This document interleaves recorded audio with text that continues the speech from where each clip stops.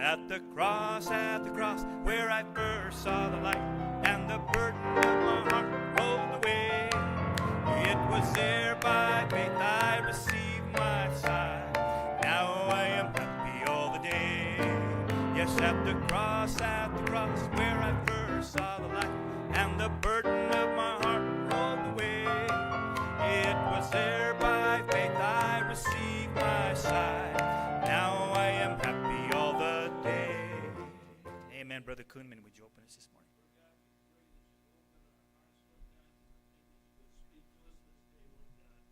Give us understanding, Lord God. Give us wisdom. We pray that all that is done this day is done to the honor of your name. And we ask all Yes. this in Jesus' name. Amen.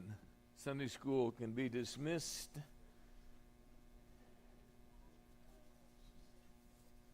Amen. I need somebody to get us Proverbs 11, 24 to 26. Leonard, you going to do that? Proverbs 11, 24 to 26. Appreciate all that helped us while my wife and I were in Dover, Delaware, for Pastor and Sister Lahan, and had a great time there. And the weather was nice, and we flew over the storms on our way there, and then we flew over the storms on the way back, and missed the storms at 36,000 feet, so that's all right. So, good. So we want to continue our study of rejection. We're going to finish this shortly, and but we had marriage, and then Jonathan did one, and then now if marriage is done, then money has to be nearby, and so marriage and money kind of hook up there. And so I want to talk about rejection and money out of Proverbs 11, 24 to 26. There is that scattereth and yet increaseth, and there is that withholdeth more than is meet, but it tendeth to poverty. The liberal soul shall be made fat, and he that watereth shall be watered also himself. He that withholdeth corn, the people shall curse him, but blessing shall be upon the head of him that selleth it. Okay, so that's pretty. The generous soul shall be made rich. We like that better than the liberal soul will be fat. So anyway, that's where we're headed. We're looking at the principle of rejection in human lives. Disapproval has an impact on us. The feeling of having no value has an impact on us. And the reason we're spending a lot of time on this is because it is a major issue in discipleship, especially the discipleship of men. Men have a hard time. They have a hard time being put down. And so if you are familiar with that, you probably got in a fight sometime as a child, and so that's a reality. And we carry grudges for a long time, and so we have to be delivered of that. Being rejected in your youth is not an excuse for bad behavior. Okay? Can I say that? It's not an excuse for bad behavior. We have to come through that, and we're looking for a supernatural deliverance. We're looking for the power of truth in our lives, and we have to come through that, and we have to forgive. We have to do all the other things that Christ wants us to do in order to get through rejection. So let's talk about money and emotions. Money is emotional. If you don't believe me, let the bank lose some of your money. Okay? And you will have some emotions to go with that loss. And so money is not just math data. It's not just bills. It's not just needs. We make money choices by how we feel on the inside. So let me just say this. When you're going through the checkout counter, all those things there, those are impulse items.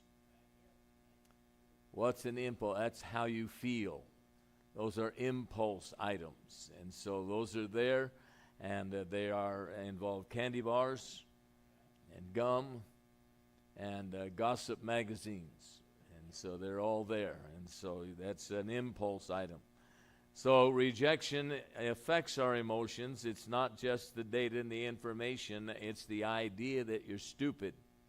It's the idea that you are not quite together. You're not like the rest of us. And it's not like that. And so pain, confusion, worthlessness, anger, all of those things occur. We can be carrying those things in our lives all the time underneath the surface. Okay, so a lot of times we'll run into people, and you will run into people who are very angry people, but they keep it under wraps so they can get a paycheck. Okay, and so there are some things that have to happen there. Who had their hand up? Cheppy.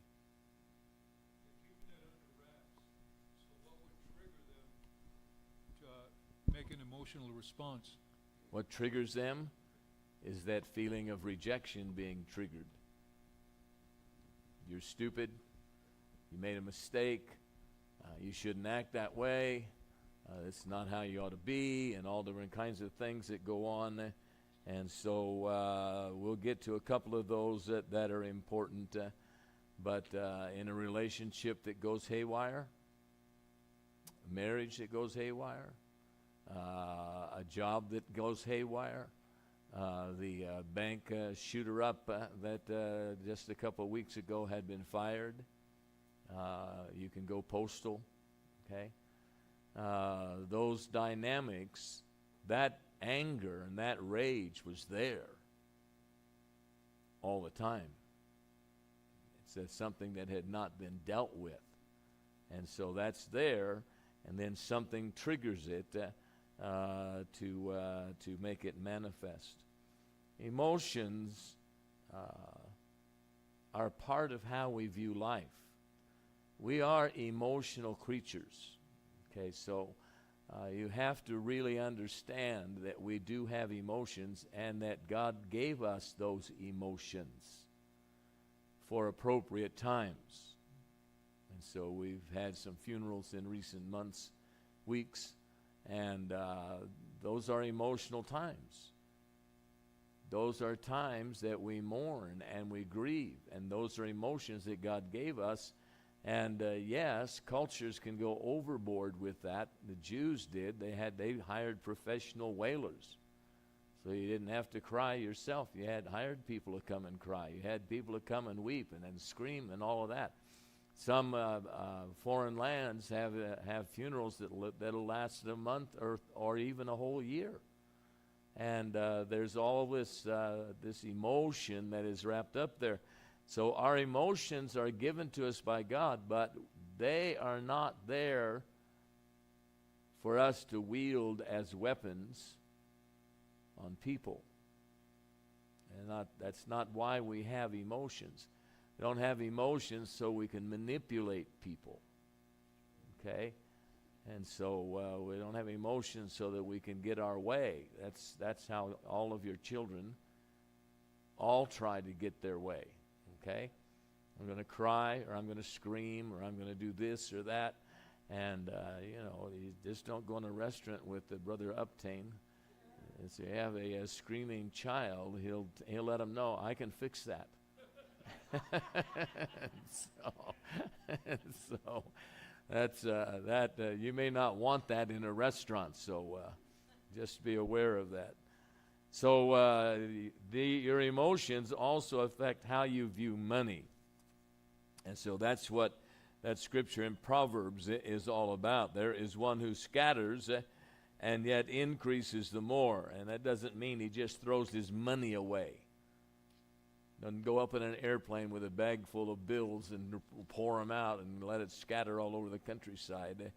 It's a generous person. That's the rest of that poetry. It starts with a generous person will be made rich. And so it's one who scatters and yet he increases, because there's a principle about money that it must be used. Okay, that doesn't mean you can't have a savings. You ought to have a savings.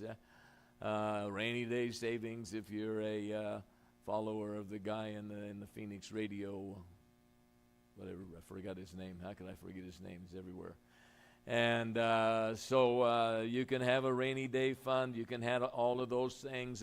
You ought to have enough to make it through. If you're a construction worker, you ought to have enough money to make it through the time when it rains and you can't go to work. You ought to have those things planned, all of those things. But there's a dynamic about money that withholding is not right. And so some people, their money is connected to fear. I know many people who are afraid to spend money in any way, shape, manner, or form because they've been trained as children that you don't. And so they spend their money on every kind of insurance you can find. Okay, cancer insurance, flat foot insurance, all of the different kinds of insurances that you can get. You can buy. Somebody will sell you insurance for anything. Somebody will do it. So, Carol.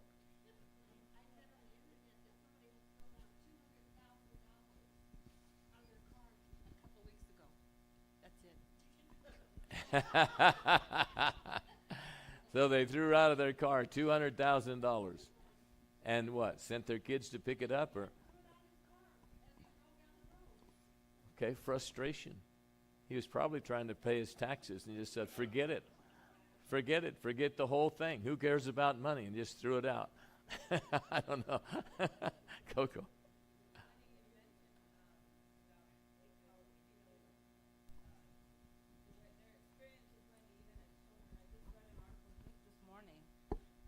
Habits that people take from their childhood into adulthood if they grew up poor. Yeah. And so this one lady, she said she can't ever finish something. So if there's 8 in a package, she'll stop at 7 and leave the 8th because she's the way she was conditioned as a child. Yeah. It's like, is there going to be any more? And it drives her husband crazy because there's like all these packages with things left over in them. But it's... Yeah, I get it. Their experience as children growing up poor. Yeah, and there are lots of people trained to leave a portion of food on their plate because somebody might knock on the door. Now, during the Depression, that was absolutely true. And it may be true now. I don't know if we keep our government going the way it is, taking our money and spreading it all over the world instead of where we need it.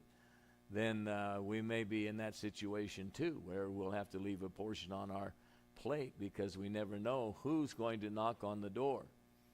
You know, trailers for sale or rent, rooms to let 50 cents.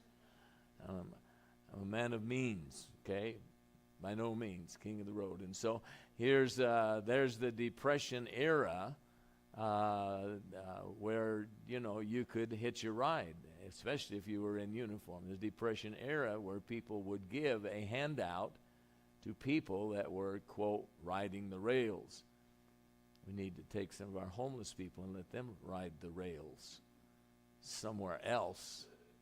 And so here's a reality. They don't want money. Some grew up in poverty. My wife knew a friend who had a walk-in closet that was bigger than most bedrooms, and it was full of shoes. Shoes. I don't have a fetish on shoes. I have a fetish on coats, but that's a different story. And so you can get hooked on different kinds of things. Money causes turmoil.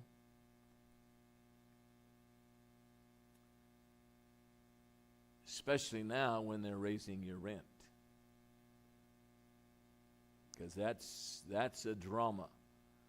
And to try to recoup 2 years of COVID losses with 1 month's rent is kind of not going to work very well for people. And so a lot of people grow up conflicted over money. Many people grow with parents who are fighting over money constantly. some people who grow up with parents who rob their child's piggy banks. And so, you know, my parents didn't rob my piggy bank. I didn't have a piggy bank. And so, but there are things that happen, and it's not based on wisdom. It's based on a fear. I don't want to live that way again. I don't want to experience what they will call the pain of poverty. Now, if you grew up poor, you didn't have any pain. You didn't know that was painful. We were all too stupid to know we were poor. And so we didn't quite get it, you know. So I couldn't buy the right things for school, you know. I remember the first time I was on the track team, and the Adidas salesman came to the high school, and I had to have a certain pair of shoes. Well, it cost me dearly. I had to go out and find the money somewhere, and so, but I bought them, you know, and I was glad to have it, but I didn't have the means to just go get it. I had to operate other ways in order to get my track shoes. They didn't help me that much, but I got them anyway. So I don't ever want to feel that way again. Somebody get for us Exodus 32, 23 to 24. Somebody.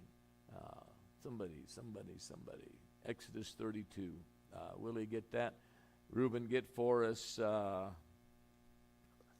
Leonard, keep your finger there at Proverbs 11:24. And we'll get another couple of scriptures. They are back here. Reuben, get for us Proverbs 10:22.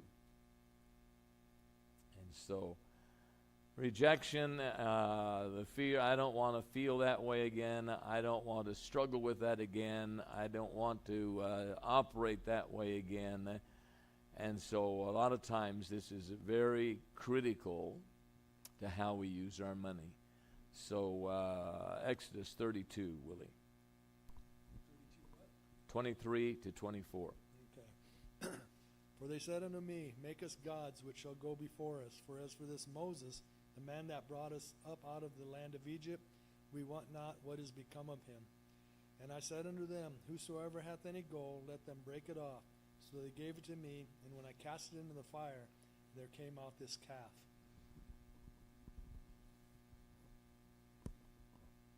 Just happened. It's shocking. Throw some things in your fireplace, out comes this golden calf. Earrings. They don't make them like they used to anyway. That type of person,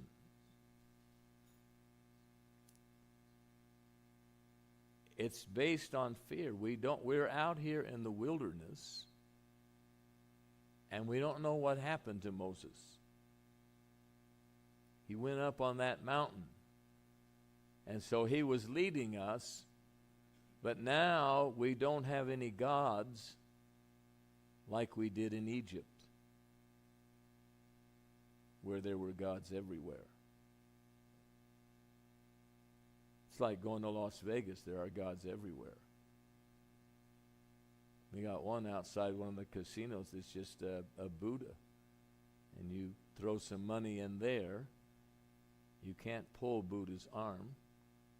And so you just throw some money in there and it stays there until they rake it out into the coffers that are building new casinos. You ever notice that the casinos are not going under? And so it's not because everybody's a winner. I can tell you right now, it's not because of that. So these kinds of people, I don't want to feel under the pressure for money. And the tithe and offering time of church is a drama. It's a conflicted situation for them. It's very difficult to tithe because the money's going out of my control, out of my bank, out of my stash. They struggle to start tithing, or they start, stop,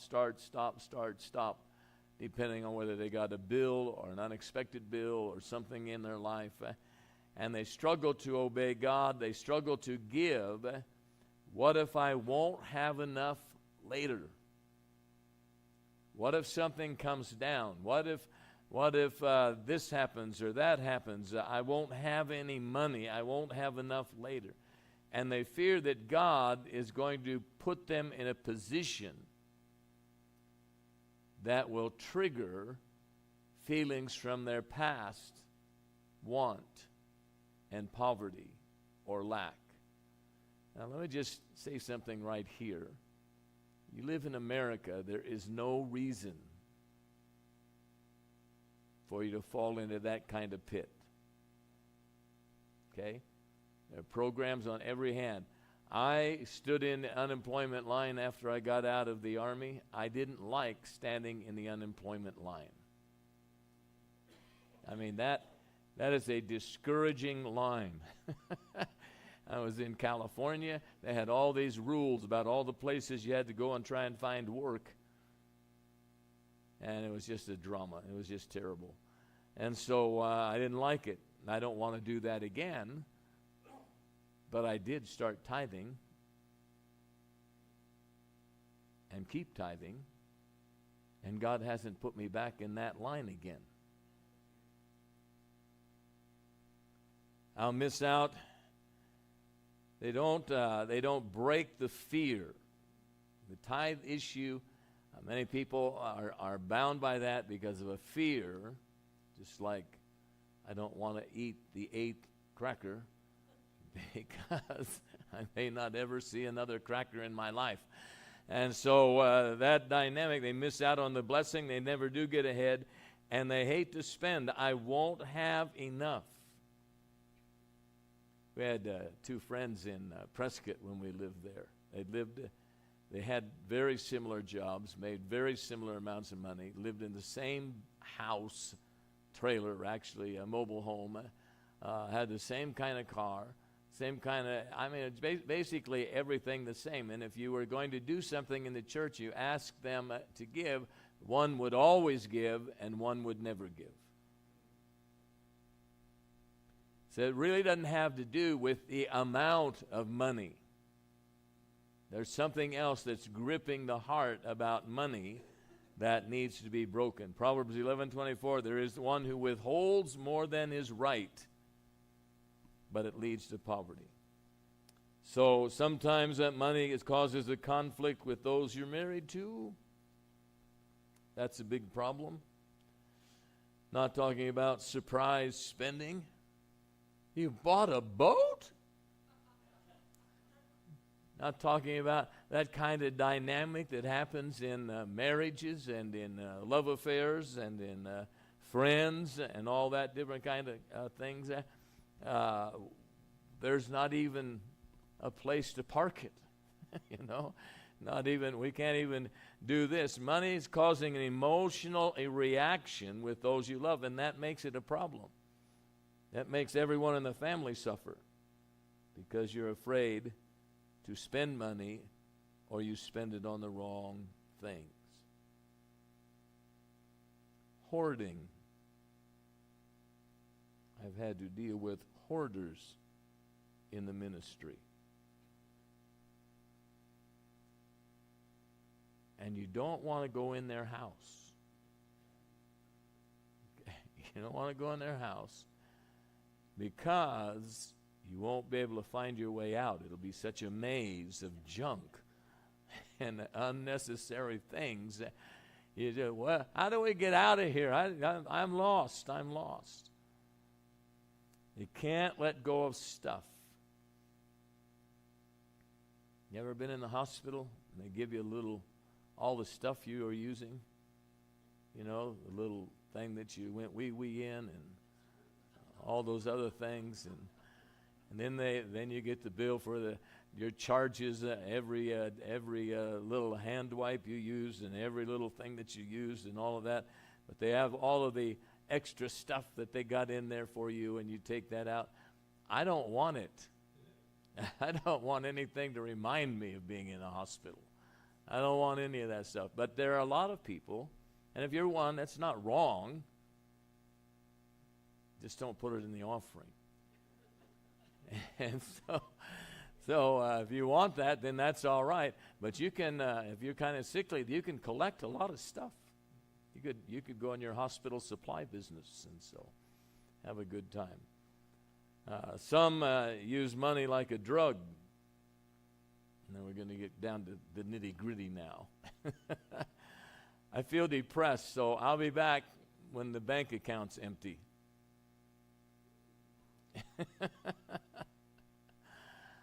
I have to go spend some money because I'm having trouble right now.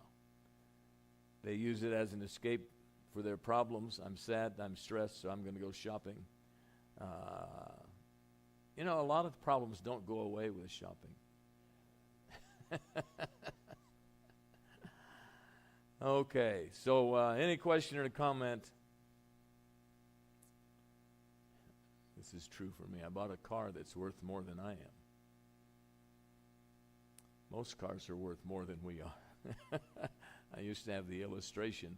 You boil this all down to, phosphorus and calcium and all the important things that are in our body, iron and all those minerals and nutrients, boil it all down to a pile of dust. It's not worth more than about $1.80. So, what I drive doesn't change the world.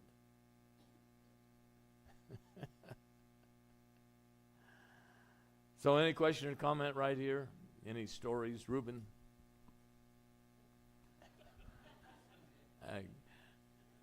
Reuben's anticipating, or Ed's anticipating. You're talking about hoarding and stuff, and I used to be like that.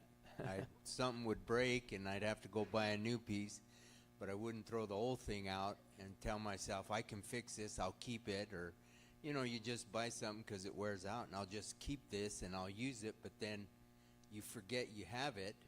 Buy another one. So you buy another one, and I couldn't get into my shed, and I'm pulling, oh, yeah, I had one of these, and it never ends, and I finally decided I'm going to throw all this stuff out, and I had the hardest time. Oh, man, I could not let this stuff go, but it's bad. Yeah, okay. So there's the reality. There's true confessions there. Any more true confession? No, we don't want true confessions. we don't want that. KJ.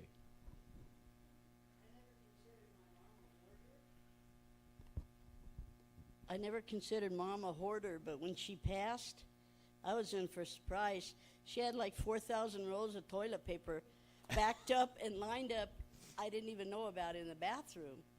So when I'm cleaning out, to get stuff away, I had 3 truckloads of toilet paper, and I didn't know what to do with it when I moved and I didn't know she was doing it. All I know is every time we'd go to the store, let's buy toilet paper. Mom, we just bought some. No, we run out. Well, now I know why. We had a closet and a half full of toilet paper. And to me, afterwards, I thought, that's hoarding. Why toilet paper? I mean, but She knew COVID was coming. Yeah, I guess. Coco.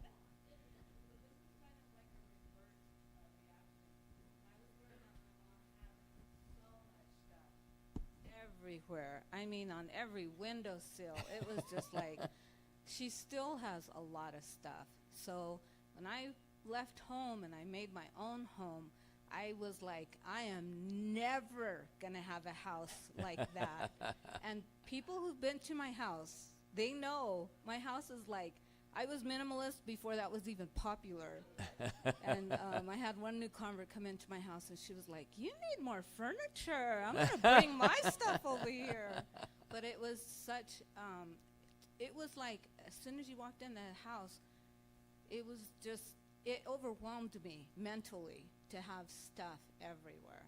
And so, yeah, now you go to my house, it's like, there's nothing in it. That's good, and that's nothing to clean. You just open the door in the front and open the door in the back, and pray the wind will blow all the dust out, and you're off and running. So, who had their hand up? Ed.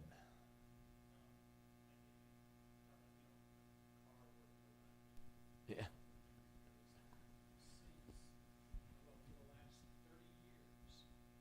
For the last 30 years, we've been married a lot longer than that, but for the last 30 years, every vehicle we've purchased cost more than our first house. That's a fact. That's a fact. Yes, my mother bought her house in 1953 for $11,250.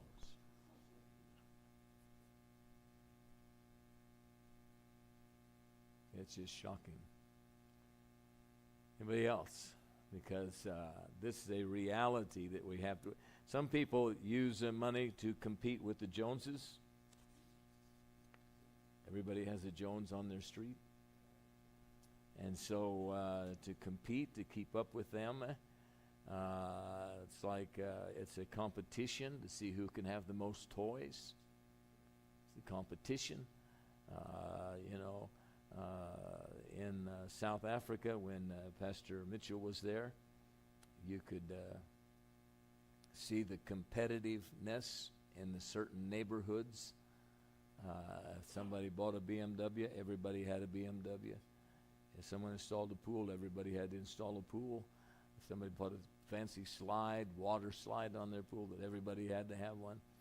And so the dynamic is that money has a great deal of impact on us. We're not very far away from thinking about money any moment of the day. And so it's important to get our mindsets in a row. And so rejections and opinion about our worth or value. And so money begins to be our status. The things we do with our money, how we operate with our money begins to be our status. And it's especially destructive in terms of financial smarts. Some people,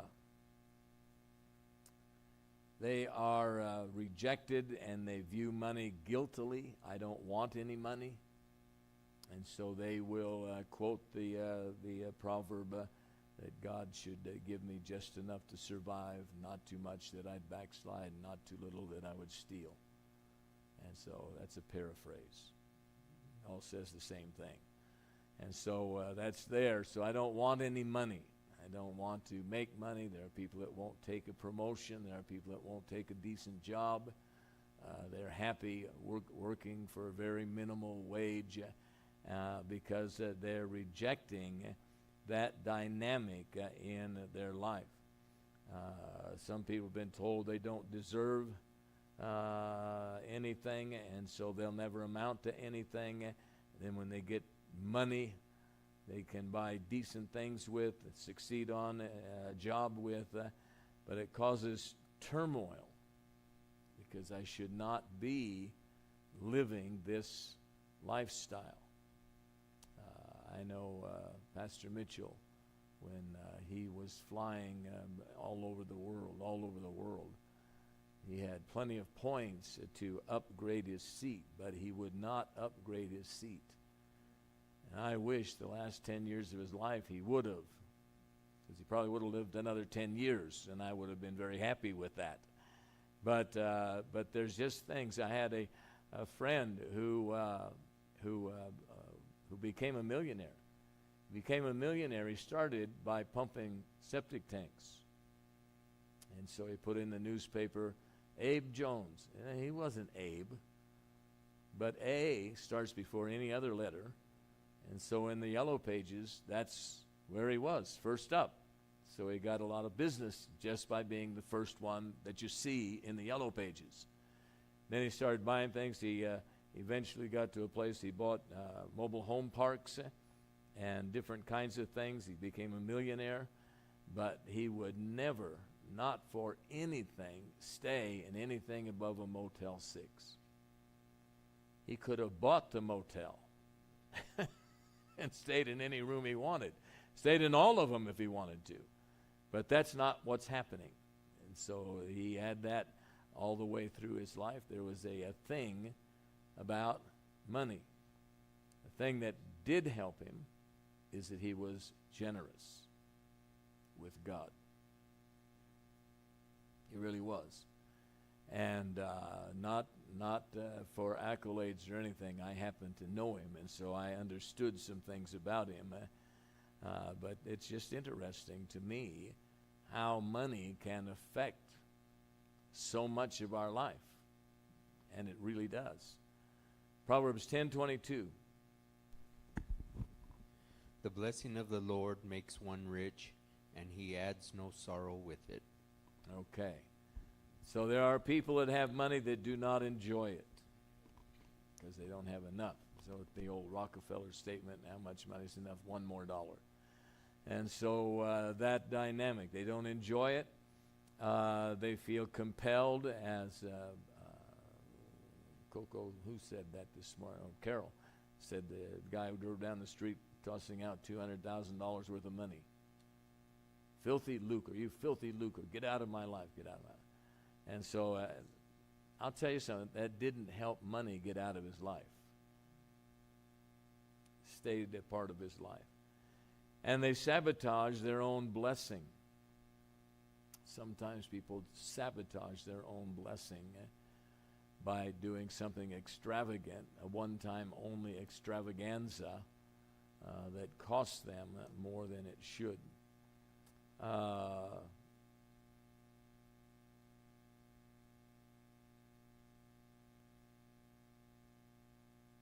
don't want to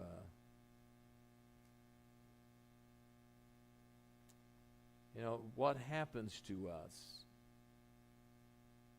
is that financially we'll begin to match our feelings of worth.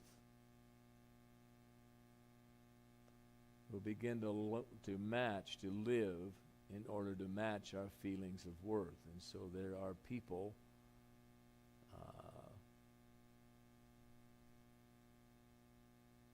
that everything they have is junk. Not because they're poor. It's their own feeling of self-worth.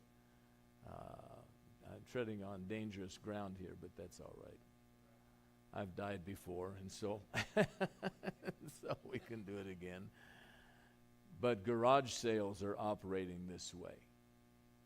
Okay, I'll get rid of my junk, but I won't go without junk. As soon as this weekend's over, I'm going to patrol the streets at all the garage sales and get more junk. Because that's their opinion of themselves. This is what I can afford. This is what I'm worth.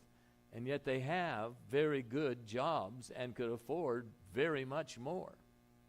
They have great education. Everything is down at the bottom because they live with a poverty mindset.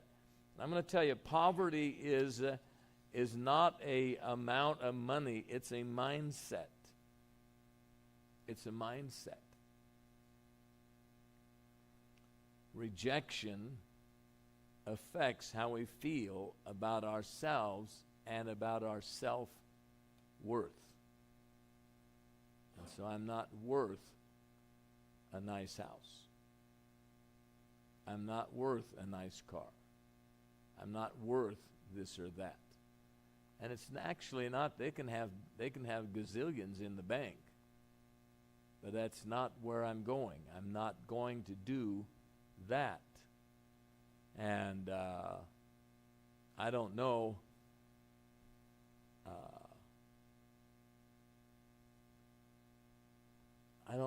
how they're going to operate, but it's not fear of not having enough or something like that. It's just that their self-worth is so low. It's not that they can't get in a better place. It's not that they can't get to a better position. It's not that they can't do it. They can, but they don't have the energy on the inside to override their feelings of being worthless, not being worth anything. So anyway, I don't want to go forever there. But if you give someone with a poverty mentality something nice, they won't take care of it. Okay, any question or comment there? Leonard. Just read the other day that I need this, but I still can't hear anybody. So anyway, it's like young people are killing themselves at a record They are. number, Yeah. and it has to be what we're talking about. Yeah. It is. It is that. That's what they feel about themselves. See, I can't wrap my mind around the guy that breaks up with his girlfriend and says, "I'm going to kill myself." I can't wrap my mind around that because that doesn't make any sense. There's not another girl on the planet. What is going on? You know, and so it's like and girls do the same thing about guys and all of that, and it's weird, and it's just beyond. It's a feeling. It's their self-worth. TikTokers. I told you a couple of weeks ago, one TikToker had 1.7 million followers.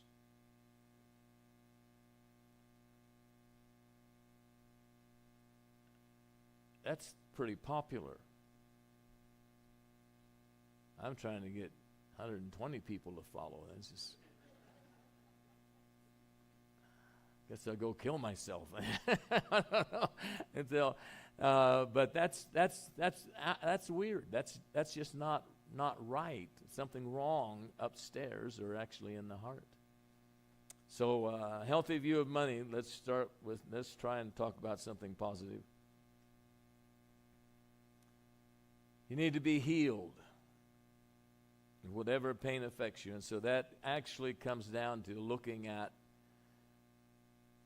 your life and your behavior. Okay. You have to form a correct view of your worth. And so a great deal of that comes from understanding that Jesus died for you.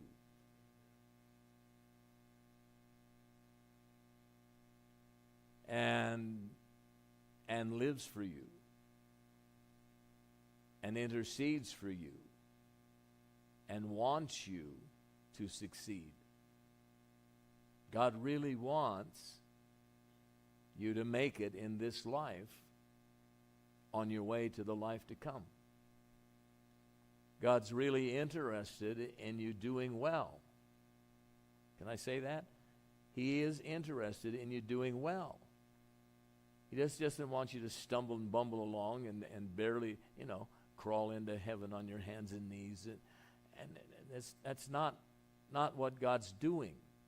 God is not the creator of poverty. The whole creation just screams abundance. Abundance, abundance, abundance. And just screams it. This is springtime. This is hopefully the pine pollen is about done. But anyway, when the wind blows, you see that yellow dust. That's pollen. Those are viable things that can operate and create more pine trees. That the amount of abundance that's on the planet is just incredible. And God wants abundance for His people.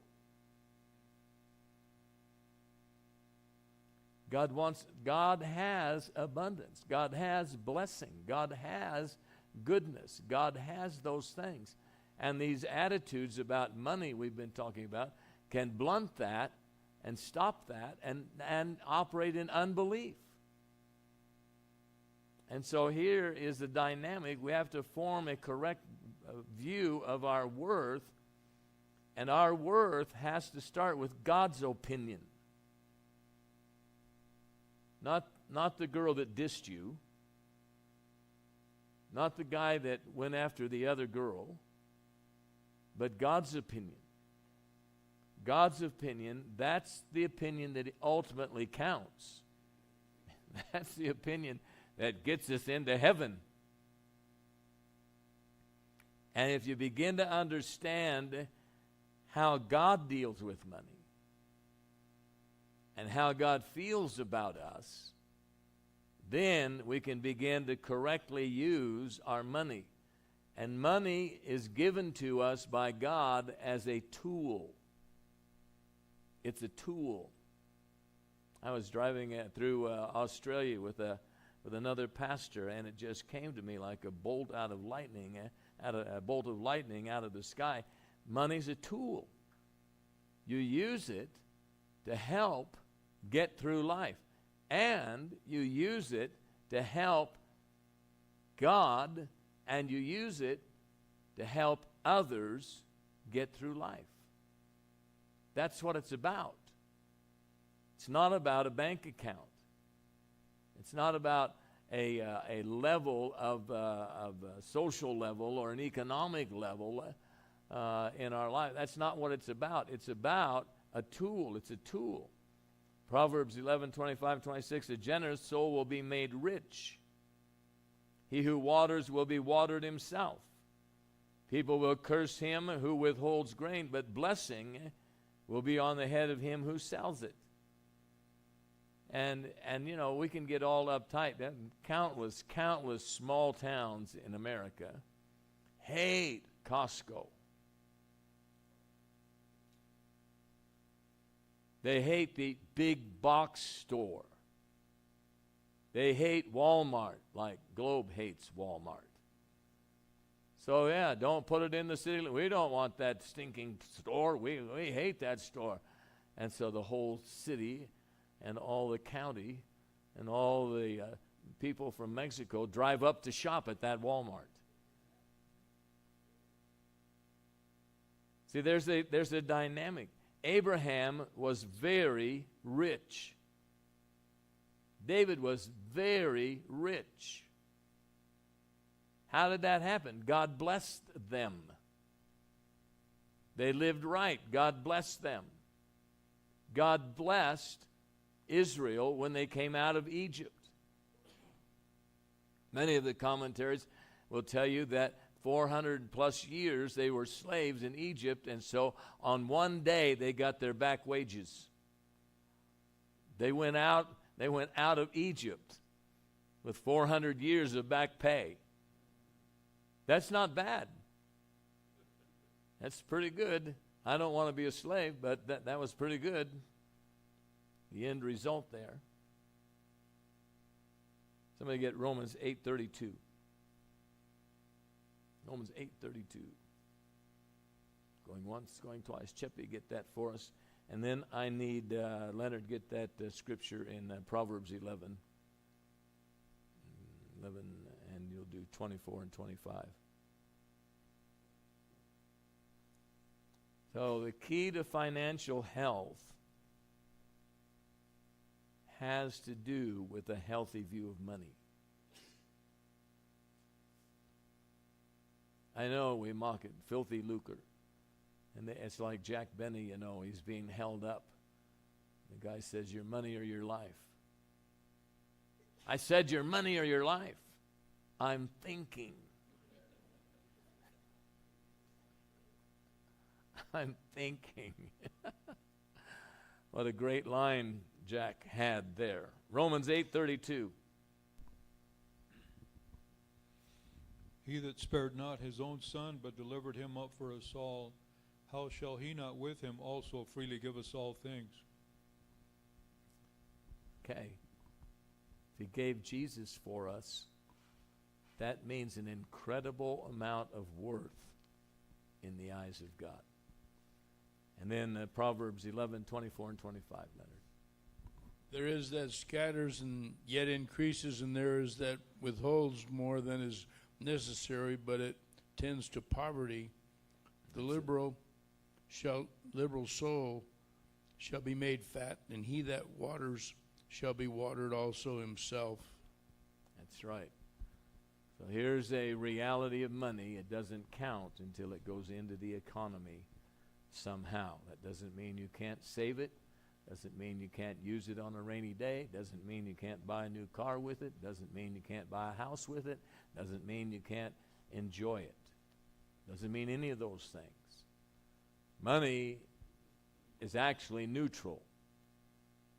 The things that makes it filthy lucre is a spirit on the inside of us or that makes it a blessing is in the inside of us. And that's how God operates. So release to God the tithe and offering, give to people, be generous.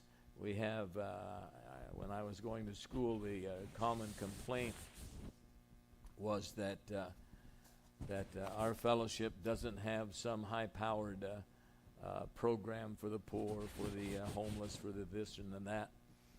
And I was able to respond and tell them, no, we don't have a program. We don't have a program like the cancer programs that take 90% for their staff and give 10% to cancer research. We don't have that, but what we have is we have people that take time to see needs and help meet those needs. So we have, not a program. I know programs wind up being chief honcho bossing everybody around and a bunch of peons out there doing nothing. And so programs, I'm not into that. But, doesn't mean we don't help. It doesn't mean that people are left to their own devices. Countless numbers of people have come in here, been wonderfully blessed. And then when it came time for them to bless someone, they moved to the Mormon church so they could be blessed there. And then they'll move to the Catholic church, and then they'll go to the sheriff, and then on and on and on. So any question, comment right there. We're finished here. Willie.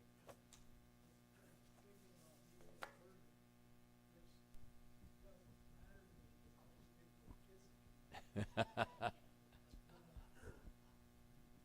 like cars. Everybody knows I like cars, the old muscle cars, and tinkering on them. But the older I get, the more I realize maybe I don't like the cars as much as I like the chase to go get them. Because there's times I'll get a car and it's like, okay, I got it, now sell it. Let me go after the next car. and it's like, it's kind of like growing up. I grew up poor. And so there was things I always wanted, and I think as I got older, it was more of a, the chase to get it. And once I got it, it's like, okay, now what? Now let me go find something else, another one. And so I ended up with a lot of junk because I'd tinker on them and take stuff off, put different stuff on. So I got a shed full of junk or stuff. I mean, quality used parts. Quality. Yeah. So it's kind of a different thing as far as just like going after stuff to hoard it. It's, to me, it's part of it is that chase to see if I can get it. Yeah. Anybody else? Sherry.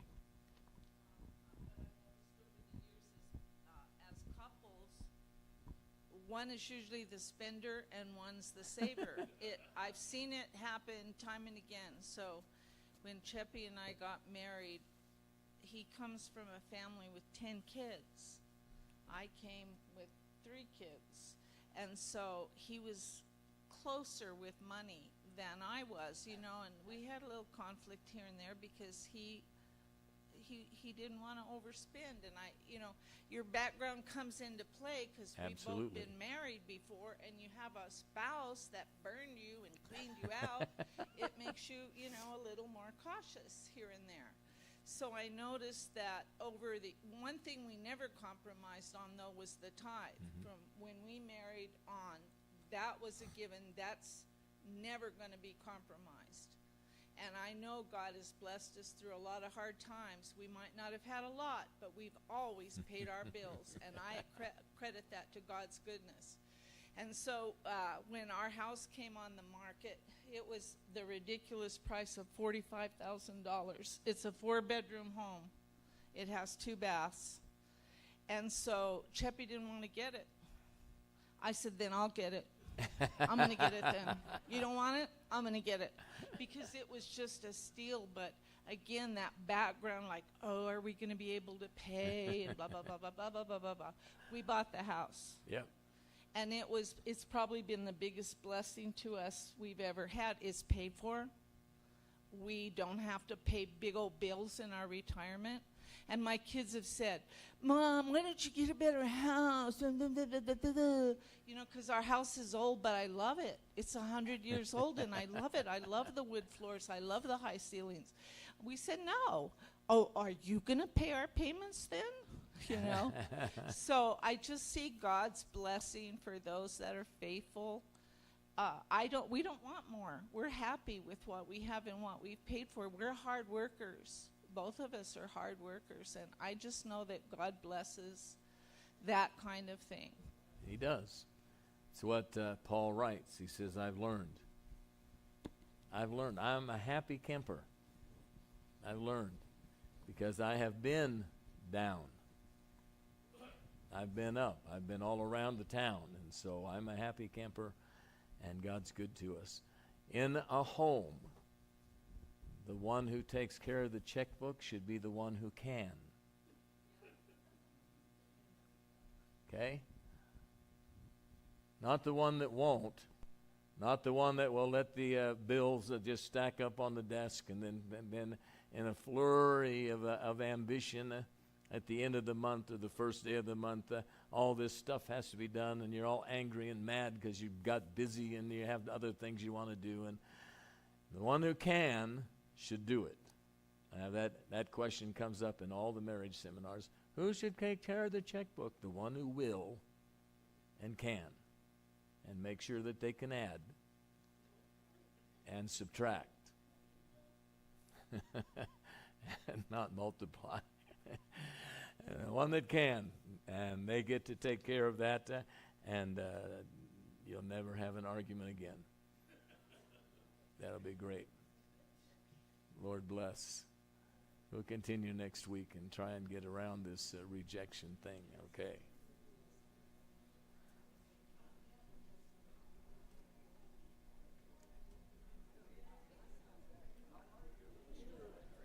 How you doing? John, thank you for doing that last week.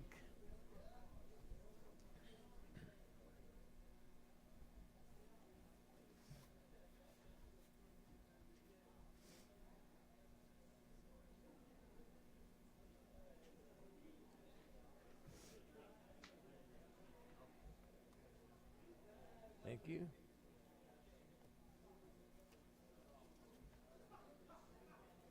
Get this out of here. Get that out of there. Almighty.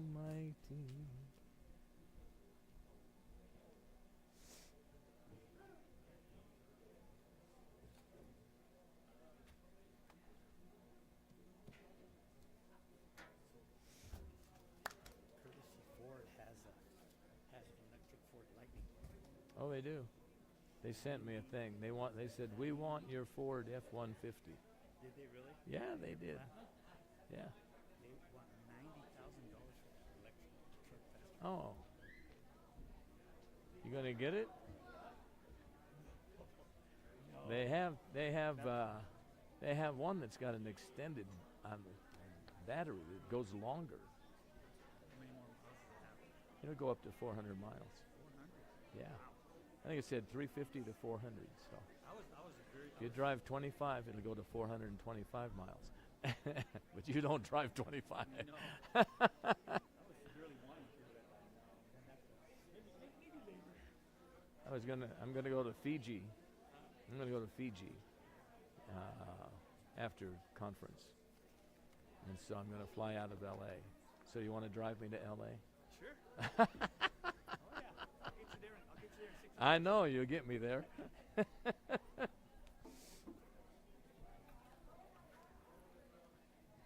probably want to take your wife and go to the beach on the side.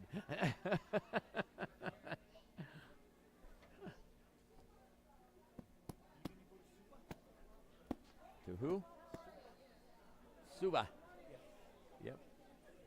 There's Suva is in Fiji, right? Suva is the city in Fiji. Yeah. And then they got 500-600 islands or something there. So they're doing a conference. So You stick at the conference? they asked me to come to a conference. Yeah. Yeah. We'll think good deal when I got to come up with conference sermons.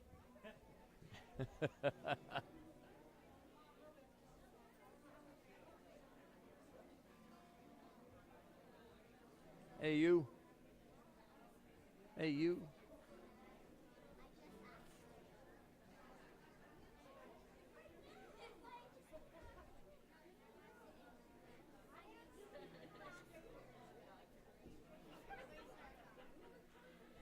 Hey, I want to see you. I haven't seen you for 2 weeks. You're my hero. You guys so much. Oh, I missed you. Someday. Grandma. You went in the fat hills.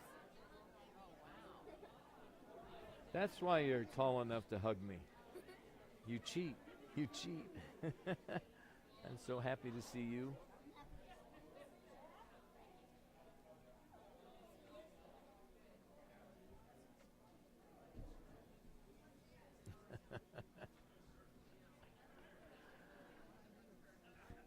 High heels.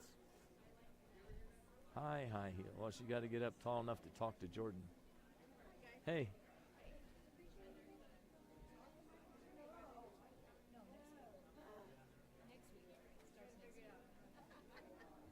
Next Sunday.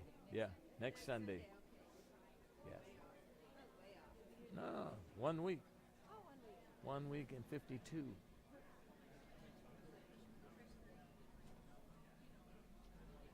I see you. I'm glad. Very glad. Hey.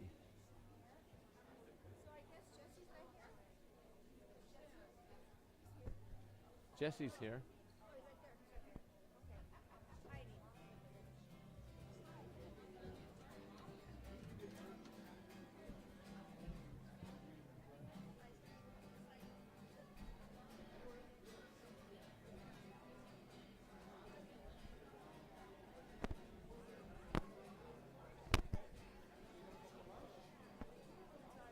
Hey, I'm doing good. Good to see you back where you belong.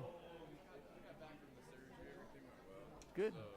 I'm barely walking now. I was in the wheelchair for like a month. Woo! It's kind of good though. I mean, I got to see a lot that makes me motivate to go back to school. So. That'd be good.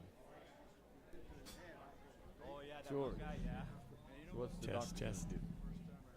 Well, I'm going to go do some tests tomorrow, and then after that, I'm going to do some lab work, and then I'll go see the specialist and see what he wants to do from Okay. there. But I'm all done with the 10-day cycle of the antibiotics. Yeah, that wasn't a problem. I don't think it was. So he says The after that Lakers he's have a probably chance gonna to do take an out MRI. Golden State. Okay. I'll keep in touch. Good. So. Thank you. Yeah, Golden State has to make.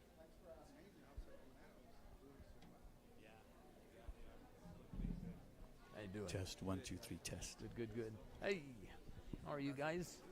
How are you? Good to see you.